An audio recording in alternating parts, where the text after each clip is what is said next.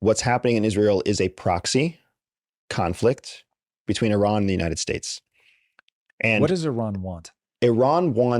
Ultimately what Iran wants is a Shia crescent, something they've been after for a long time. Is it ideological in nature? Is it power in nature? It's power and landmass. It really is a caliphate.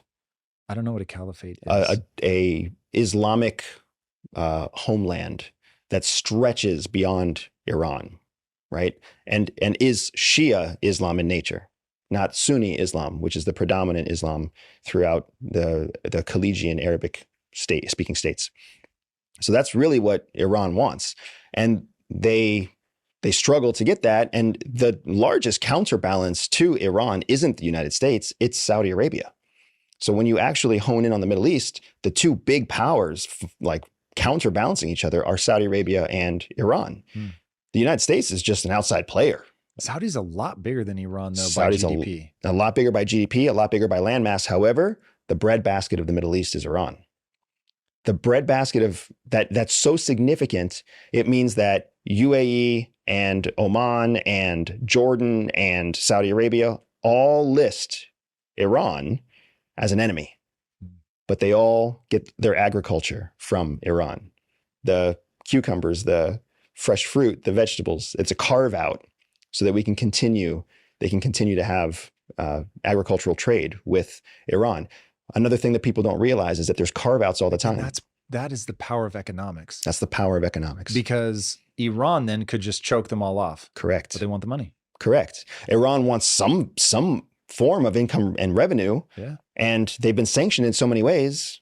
So it's just, to your point about needing an economic and a religious solution, I don't fully disagree, but I would prioritize economics first. Because if you can incentivize people economically, economics runs the world. Oh, for sure. If you can incentivize people economically to cooperate, they will find a way for their religions to also cooperate, right? They will find a way to say, hey, you know what? We all come from the same Papa Bear. We all came from everybody, all the nations, they come from us. Like, let's get along. Let's do that, right? That's something that France can't say. That's something the United States can't say. The United States definitely can't say that we come from anybody. We're the bastard children of everybody. We just flocked here, right?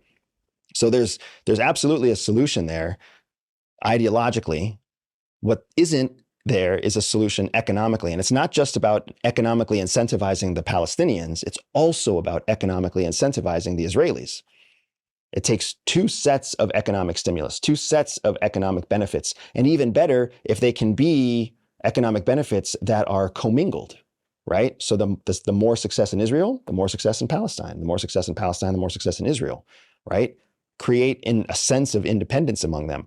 Unfortunately, creating independent partners is something the United States is very bad at.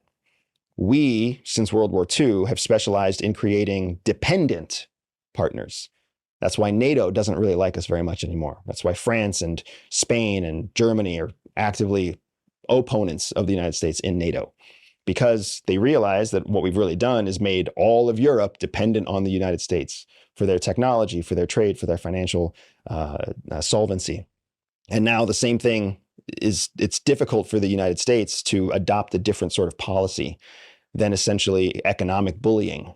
And that's something we're going to have to learn how to do, right? It's something that I think an old generation of capitalists believed that you had to be the biggest in order to be safe. What I think the new era of capitalists is learning is that we can be innovative, successful, financially independent, financially solvent. We can be a lot of things and still be totally safe, because it's only when you're competing for the top space that you're really at risk.